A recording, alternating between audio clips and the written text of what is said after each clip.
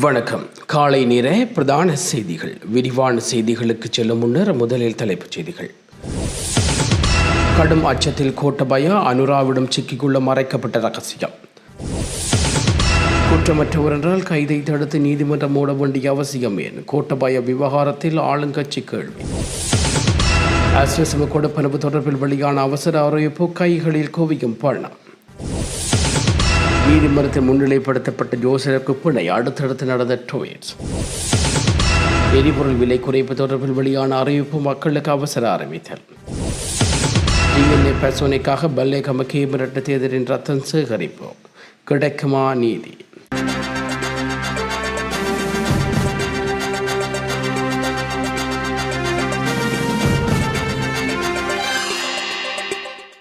யாழ் காங்கேசந்தரை ஊடாக நாகப்பட்டினம் செல்ல தயாராக இருந்த 26 பயணிகள் தங்கம் கடத்தப்படுவதாக எழுந்த சந்தேகத்தின் அடிப்படையில் சுங்க அதிகாரிகளால் தடுத்து நிறுத்தப்பட்டுள்ளார்கள்.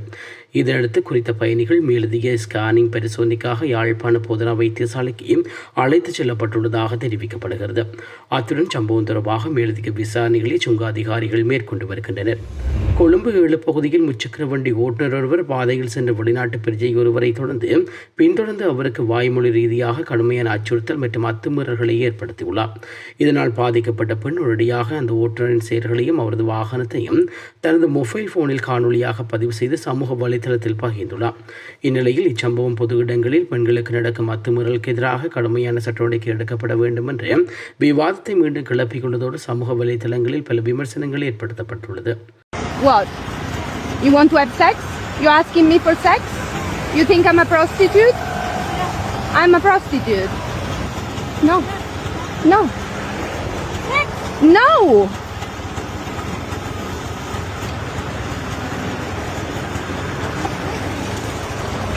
அஸ்வசம நலம்புரி கொடுப்பனவு திட்டத்தின் முதற்கட்டத்தின் கீழ் தகுதி பெற்றுள்ள பயனாளர்களுக்கான ஜூன் மாதத்துக்கான கொடுப்பனவுகளை வழங்க திகதி அறிவிக்கப்பட்டுள்ளது. அதன்படி அஸ்வசம கொடுப்பனவு இன்று வழங்குவதற்குரிய அனைத்து ஏற்பாடுகளும் தயார் செய்யப்பட்டுள்ளதாக நலம்புரி நன்மைகள் சபை அறிவித்துள்ளது. இதற்கமைய 13,73,248 பயனாளர்களுக்கான குடும்பங்களுக்காக ஒரு குறிப்பிட்ட தொகை ஒதுக்கப்பட்டு நாளை சம்பந்தப்பட்ட பயனாளிகளுக்காக வங்கிக் கணக்குகளில் நேரடியாக வைப்பு செய்யப்பட உள்ளது. இது தொடர்பாக அறிக்கை ஒன்றை வெளியிட்டுள்ள நிலம்புரி நன்மைகள் சபையின் தலைவர் நிமல் கெடவாக்கெதர இந்த கொடுப்பனவு நடவடிக்கைகள் அஸ்வசம் முதற்கட்ட பயனாளர்களுக்கான மாத்திரமே மேற்கொள்ளப்படுவதாக குறிப்பிட்டுள்ளார். இதன்படி நாளை தொடக்கம் சம்பந்தப்பட்ட பயனாளர்கள் தங்களது அஸ்வசம வங்கிக் கணக்குகளூடாக இந்த பணத்தை பெற்றுக்கொள்ள முடியும். நேற்று முன்தினம் ஜூன் 16 இரவு டெக்சாலின் டரோடா நகரில் இந்த அதிர்ச்சியூட்டும் விபத்து நிகழ்ந்துள்ளது. நெட்டோச்சன் நிறுவனத்துக்கு சொந்தமான டெஸ்டா 680 சிடேஷன் லாட்யூட் ரக தனியார் வணிக ஜெட் விமானம் ஒன்று மெக்சிகோவின் லாட்காஃபோஸ் சர்வதேச விமான நிலையத்திலிருந்து டெக்சாஸில் உள்ள அஸ்டெம் ஃபெக்டோரோம் சர்வதேச விமான நிலையத்தை நோக்கி பயணித்தது. விமான நடுவே விமானத்தில் திடீரென தொழில்நுட்ப கோளாறு மற்றும் எரிபொருள் பற்றாக்குறை ஏற்பட்டதாக கூறப்படுகிறது. இதனால் லரோடா விமான நிலையத்தை நோக்கி அவசரமாக தரையிறங்க விமானம் முயன்றுள்ளார். ஆனால் கட்டுப்பாட்டை இழந்த விமானம் லரோராவில் உள்ள ஜூப் 20 நெடுஞ்சாலையில் விழுந்து கோர விபத்துக்குள்ளானது.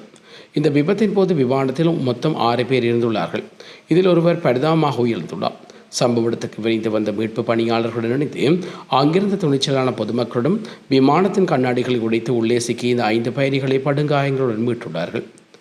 நல்ல வாய்ப்பாக விமான நெடுஞ்சாலையில் விழுந்தபோது அந்த சாலையில் பயணித்த வாகன ஓட்டிகளில் யாருக்கும் எவ்வித காயங்களும் ஏற்படவில்லை என்று அதிகாரிகள் உறுதிப்படுத்தியுள்ளார்கள்.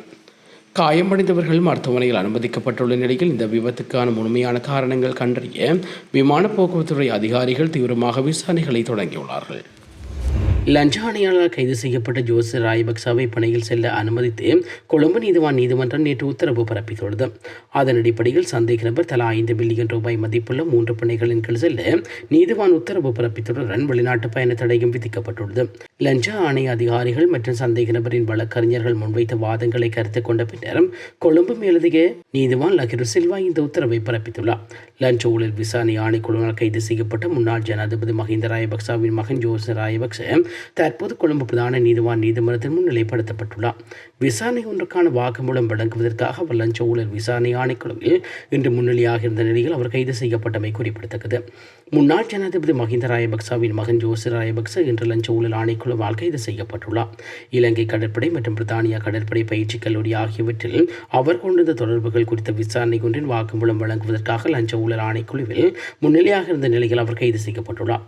அவரை நேற்று ஆணைக்குழுவில் முன்னிலையாமாறு அளிக்கப்பட்டிருந்த நிலையில் சட்ட ரீதியான காரணங்களினால் அவரால் முன்னிலையாக முடியாது என ஆணைக்குழுவுக்கு கடிதம் மூலம் தெரிவித்திருந்தமை குறிப்பிடத்தக்கது. உயிர்த்த தாக்குதல் சம்பவம் தொடர்பில் முன்னாள் ஜனாதிபதி கோட்டபாய ராஜபக்சவை கைது செய்ய சமகால அரசாங்கம் முனைப்பு காட்டி வருகிறது. இதற்கு வலுவான ஆதாரங்கள் சிக்கியுள்ளதாகவும் தெரிவிக்கப்படுகிறது.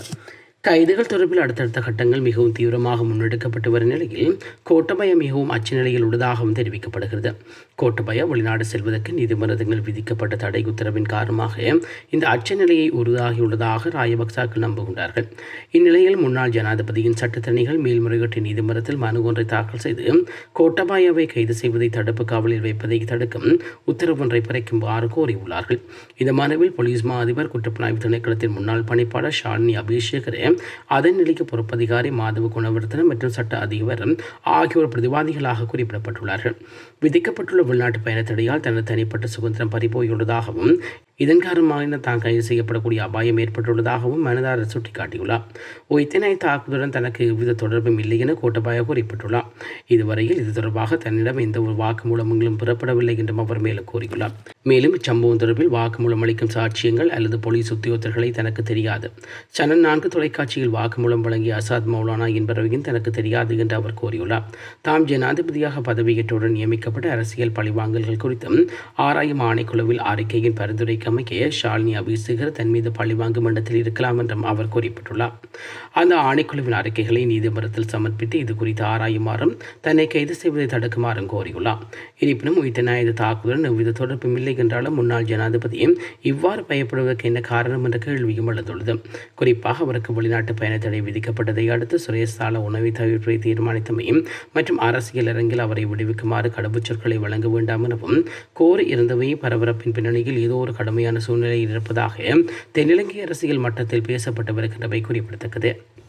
15 வயதுடைய சிறுமியை ஒருவர் பாலியல் துன்னடத்தைக்கு உட்படுத்தப்பட்டதாக கூறப்படும் சம்பவம் தொடர்பாக குற்றச்சாட்டப்பட்ட அனுராதபுரத்தின் முன்னாள் அட்டமஸ்தானபதி பலேகம கேமரட்ட தேரரின் DNA பரிசோதனைக்காக கொழும்பு அரசு ரசாயன பகுப்பு திணைக்களத்திற்கு அழைத்துச் செல்லப்பட்டுள்ளார். நீதிமன்ற உத்தரவின் அடிப்படையில் நெட்டம்புவ போலீசாரின் விசாரணை அதிகாரிகள் குழு ஒன்று நேற்று முன்தினம் இந்நடவடிக்கையை மேற்கொண்டுள்ளது. இச்சம்பவம் தொடர்பாக விசாரணைகள் கடந்த ஏப்ரல் மாதம் ஆரம்பிக்கப்பட்டன. அதன்படி நெட்டம்புவ போலீஸ் பிரிவில் உள்ள தங்கும் விடுதியில் தங்கியிருந்த சிறுமியும் அவரது காதல் என கூறப்படும் நபரும் போலீஸ் காவலில் எடுக்கப்பட்ட பின்னர் அந்த நபரும் கைது செய்யப்பட்டார். இதனையடுத்து பாதிக்கப்பட்ட சிறுமி மருத்துவ பரிசோதனைக்காக கம்பஹா பொது வைத்தியமனையின் நீதி மருத்துவ நிபுணர்களும் அனுப்பி வைக்கப்பட்டுள்ளார். அங்கு மேற்கொள்ளப்பட்ட மருத்துவ பரிசோதனையில் குறித்த சிறுமி இதற்கு முன்பும் பல தடவைகளில் பாலியல் துர்நடத்தைக்கு உள்ளாகியிருந்தமை தெரிய வந்துள்ளதாக தெரிவிக்கப்படுகிறது. இதனைத் தொடர்ந்து கம்பஹா போலீஸ் பிரிவின் சிறுவர் மற்றும் மகளிர் பாதுகாப்பு பிரிவு அதிகாரிகள் சிறுமியிடம் விரிவான விசாரணைகளை மேற்கொண்டு வாக்குமூலங்களை பதிவு செய்துள்ளார்கள். அப்போது தன்னை முதலில் பாலியல் வன்கொடுமைக்கு உட்படுத்தியவரும் அனுராதபுரம் பகுதியில் உள்ள ஒரு விகாரையின் விகாராதிபதி என சிறுமி தெரிவித்துள்ளதாக கூறப்படுகிறது. மேலும் தனது காதலர் மற்றும் உறவினரான மச்சானம் பல்வேறு சந்தர்ப்பங்களில் தன்னை துஷ்பிரயோகம் செய்ததாக சிறுமி வாக்குமூலம் அளித்துள்ளதாகவும் தெரிவிக்கப்படுகிறது. இந்த விவகாரம் தொடர்பாக அனைத்து தகவல்களையும் போலீசார் நீதிமன்றத்தில் சமர்ப்பித்ததுடன் மேலதிக விசாரணைகளில் தொடர்ந்து முன்னெடுக்கப்பட்டு வருகின்றமை குறிப்பிடத்தக்கது. உலக சந்தையில் எரிபொருள் விலைகள் தற்போது சரிந்துள்ள போதிலும் நாட்டில் தற்போதைய எரிபொருள் விலைகளை அந்த விலைகளுக்கு ஏற்ப குறைக்க வாய்ப்பில்லை என தொழில் மற்றும் நிதி திட்டமிடல் பிரதி அமைச்சர் அனில் ஜெயந்த் தெரிவித்துள்ளார். நாட்டின் பொருளாதார நிலைமையை விளக்குவதற்காக நேற்று தகவல் திணைக்களத்தில் நடைபெற்ற ஊடக சந்திப்பில் அமைச்சர் இந்த விடயத்தை விளக்கியுள்ளார். நாட்டில் தற்போது பயன்படுத்தப்படும் எரிபொருள் முன்னர் அதிக விலைக்கு வாங்கப்பட்டதால் அந்த விலையில் இறக்குமதி செய்யப்படும் எரிபொருள் கையிருப்பு தீரும் வரை நாட்டில் எரிபொருள் விலையை குறைக்க இயலாது என்று கூறியுள்ளார். இருப்பினும் அதிக விலைக்கு இறக்குமதி செய்யப்பட்ட எரிபொருள் பயன்படுத்தப்பட்ட பின்னரே விலை குறித்த முடிவு எடுக்கப்படும் என்றும் அவர் மேலும் தெரிவித்துள்ளார். கடந்த மாதங்களில் வாங்கப்பட்டவற்றையே தாம் எதிர்காலத்தில் வாங்க வேண்டியிருக்கும். அதற்கேற்ப விலைகள் தீர்மானிக்கப்படும். அதிக விலைக்கு வாங்கியவற்றை எதிர்காலத்தில் நாம் பயன்படுத்த வேண்டியிருக்கும். குறைந்த விலைக்கு வாங்கியவற்றையும் எதிர்காலத்தில் நாம் பெற வேண்டியிருக்கும். இதற்கு சிறிது காலமாகும். இருப்பினும் விலைகள் குறையும் என்று நாங்கள் எதிர்பார்க்கின்றோம். அதன்படி தற்போது வழங்கப்பட்டுள்ள சலுகைகளை நீக்காமல் எதிர்காலத்தில் அதே விலைகளை தக்க வைப்பது அல்லது விலைகளை குறைப்பது குறித்து நாங்கள் பரிசீலனை செய்து வருகிறோம் என்றும் கூறப்பட்டுள்ளார். யாழ்ப்பாண வைத்தியசாலையில் விபத்து மற்றும் அவசர சிகிச்சை பிரிவு பகுதியில் இயங்கும் சிற்றுண்டிச்சாலைக்கு உணவுப் பொருட்களை வழங்குவதற்காக சென்ற 21 வயது இளம்பெண் ஒருவர் வைத்திய நிபுணரால் அவமானப்படுத்தப்பட்டதாக கூறி யாழ்ப்பாண போலீஸ் நிலையத்தில் முறைப்பாடு பதிவு செய்யப்பட்டுள்ளது. குறித்த சம்பவம் நேற்று முன்தினம் காலை சுமார் 7:30 மணியளவில் இடம்பெற்றதாக தெரிவிக்கப்படுகிறது. சிற்றுண்டிச்சாலையின் உரிமையாளரின் மகளான இளம்பெண் மோட்டார் சைக்கிளில் வைத்தியசாலை வளாகத்துக்குள் நுழைந்த போது பிளாஸ்டிக் சத்திர சிகிச்சை நிபுணர் மருத்துவர் அவரை இடைமறித்து தகாத வார்த்தையால் திட்டியுடன் அவரை பெற்றோரையும் இழிவுபடுத்தும் வகையில் பேசியதாக முறைப்பாடு பதிவு செய்யப்பட்டுள்ளது. அத்துடன் குறித்த பெண் பயன்படுத்தியதாக கூறப்படும் மோட்டார் சைக்கிளின் திறப்பை மருத்துவர் எடுத்துச் சென்றதாகவும் குற்றம் சாட்டப்பட்டுள்ளது. இதனால் மன உளைச்சலுக்கு ஆளான இளம்பெண் அப்பகுதியில் சென்ற ஒருவரின் கைபேசியை பயன்படுத்தி சம்பவத்தை தனது பெற்றோருக்கு அறிவித்துள்ளார். இதையடுத்து சம்பவ இடத்துக்கு வந்த அவரது தந்தை மகளை வீட்டுக்கு அழைத்துச் சென்றவுடன் பின்னர் குடும்பத்தினர் யாழ் போலீஸ் நிலையத்தில் சென்று சம்பவம் தொடர்பில் முறைப்பாடு செய்துள்ளார். இதுவேளை குறித்த மோட்டார் சைக்கிள் திறப்பை வைத்தியசாலை போலீஸ் பிரிவிடம் ஒப்படைக்க முயற்சிக்கப்பட்டதாகவும் அதனை ஏற்க மறுத்த போலீஸ் பிரிவினர் வைத்தியசாலை பணிப்பாளரோடாக நடவடிக்கை எடுக்குமாறு அறிவுறுத்தியதாகவும் கூறப்படுகிறது. இதன்போது மருத்துவருக்கும் வைத்தியசாலை போலீஸ் பிரிவிற்கும் இடையில் கருத்து முரண்பாடு ஏற்பட்டுள்ளது. இதனையடுத்து இவ்விடயம் தொடர்பாக வைத்தியசாலை போலீஸ் பிரிவின் மேலதிகாரிகளுக்கு அறிக்கை சமர்ப்பித்துள்ளதாகவும் அறியப்படுகிறது.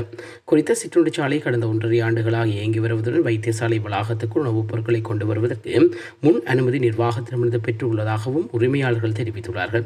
இந்நிலையில் மாலை வேளையிலும் சிற்றுண்டி வழங்கச் சென்ற உரிமையாளருடன் மீண்டும் முரண்பாட்டை ஏற்பட்டதாகவும் அதில் மற்றொரு வைத்திய நிபுணரும் உடனிருந்ததாகவும் தெரிவிக்கப்படுகிறது. எனினும் இக்குற்றச்சாட்டுகள் தொடர்பாக சம்பந்தப்பட்ட வைத்தியர்களின் பதில் இதுவரை கிடைக்கவில்லை.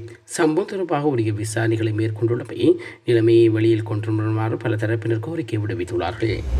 உயிர்த்தினர் ஈஸ்ரேல் பயங்கரவாத தாக்குதல் சம்பவங்கள் தொடர்பாக விசாரணைகள் தற்போது மிக தீவிரமாக முன்னெடுக்கப்பட்டு வருகிறது என்றும் இதில் தற்போதைய அரசின் தலையீடுகள் எதுவுமே இல்லை என்றும் தேசிய மக்கள் சக்தியின் நாடாளுமன்ற உறுப்பினர் நஜீத் இந்திக்க தெரிவித்துள்ளார். நேற்று ஊடகங்களுக்கு கருத்து தெரிவிக்கும் போது அவர் இதனை கூறியுள்ளார். இது குறித்து அவர் மேலும் தெரிவித்ததாவது, ஈஸ்டர் தாக்குதல் குறித்த விசாரணைகளை புதிய அரசு முன்னெடுக்கவில்லை. மாறாக புலனாய்வு அதிகாரிகளின் சம்பந்தப்பட்ட விசாரணை நிறுவனங்களுமே அதில் முழுமையாக சுயாதீனமாக மேற்கொண்டு வருகின்றன. கடந்த காலங்களைப் போலன்றி தற்போதைய அரசு இந்நிறுவனங்களை வலுப்படுத்தி அவற்றின் மீதான அரசியல் அழுத்தங்களை முற்றாக நீக்கியுள்ளது. விசாரணைகளை நியாயமான முறையில் முன்னெடுப்பதற்கான பின்னணியை மட்டுமே அரசு ஏற்படுத்தி கொடுத்ததுடன் அதில் சாதகமான பலன்கள் தற்போது விசாரணைகள் மூலம் வெளிவர தொடங்கியுள்ளன. விசாரணைகளில் அடுத்த கட்ட நகர்வுகள் என்ன என்பது குறித்து நாடாளுமன்ற உறுப்பினர் என்ற ரீதியில் எனக்கு தனிப்பட்ட ரீதியில் எதுவும் தெரியாது. எனினும் தன்னை தற்காத்துக் கொள்வதற்காக முன்னாள் ஜனாதிபதி கோட்டபாய ராஜபக்ச எடுத்துள்ள நீதிமன்ற நடவடிக்கைகள் கடுமையாக விமர்சனத்துக்கு உட்படுத்தப்பட்டுள்ளது. தன்னை கைது செய்ய வேண்டாம் என கோரி முன்னாள் ஜனாதிபதி கோட்டபாய ராஜபக்ச மேல்முறையீட்டு நீதிமன்றத்தில் நாடியுள்ளமையானது எனக்கோ அல்லது அரசுக்கோ மட்டுமல்ல, நாட்டின் சாதாரண பொதுமக்களுக்கும் அவர் மீது ஒரு பலத்த சந்தேகத்தை தோற்றுவித்தது. குண்டு தாக்குதலுடன் எவ்வித தொடர்பும் இல்லாத ஒரு நபரை என்னை தடுத்து கைது செய்ய வேண்டாம் என்றே அவசரமாக நீதிமன்றத்துக்கு செல்ல வேண்டிய அவசியம் இல்லை. அப்படி என்ற இச்சம்பவங்களுடன் அவருக்கு ஏதோ ஒரு தொடர்பு இருக்க வேண்டும் என்றே எனக்கு எண்ண தோன்றுகிறது. திருடன் பிடிபடுவதற்கு முன்னர் அவசரமாக தப்பியோட முயல்வதைப் போன்று கிராமத்து பழிமொழிக்கு அமைவாக ஒரு உதாரணமாக முன்னாள் ஜனாதிபதியின் நடவடிக்கை அமைந்துள்ளது. கடந்த காலங்களில் இவ்வாறான நபர்கள் கைது செய்யப்பட போகிறார்கள் என்பது குறித்து அவர்களின் அரசியல் சகாக்கள் முன்னரே ஊடகங்கள் கூறி வந்தமையை தாம் அறிவோம். எமக்கு தெரியாவிட்டாலும் இச்சம்பவங்களுடன் தொடர்புடைய குற்றவாளிகளுக்கு தங்களுக்கு என்ன நடக்கப் போகிறது என்பது நன்றாகவே தெரிந்திருக்கும். நாட்டின் சட்டத்தையும் நீதியையும் முறையாக நிலைநாட்டுவதற்காக மக்கள் இந்த அரசை ஆட்சிக்கு கொண்டு வந்துள்ளார்கள். எனவே விசாரணை நிறுவனங்களை தொடர்ந்து பலப்படுத்தி அரசியல் தலையிடற்ற பின்னணியையும் உருவாக்குவோம். அதிகாரிகள் எவ்வித அச்சமின்றி தங்களின் கடமைகளை ஆற்றுவதற்கான முழுமையான ஆதரவையும் பலத்தையும் எமது அரசு தொடர்ந்து வழங்கும் என்று குறிப்பிட்டுள்ளார். இத்துடன் நிறைய பிரதான செய்திகள் நிறைவுக்கு வருகிறது. தொடர்ந்து நாளை காலை பிரதான செய்திகளோடு இணைந்து கொள்வோம். நன்றி. இதுபோன்ற செய்திகளை தெரிந்து கொள்ள யாழ் டிவி நியூஸ் சேனலை சப்ஸ்கிரைப் செய்து அருகே இருக்கிற பெல் பட்டனையும் கிளிக் செய்து கொள்ளுங்க. மேலும் இதுபோன்ற செய்திகளை உடனுக்குடன் தெரிந்து கொள்ள யாழ்டிவி.com எனும் இணையதளத்தின் வாயிலாக எங்களோடு இணைந்து கொள்ளுங்கள்.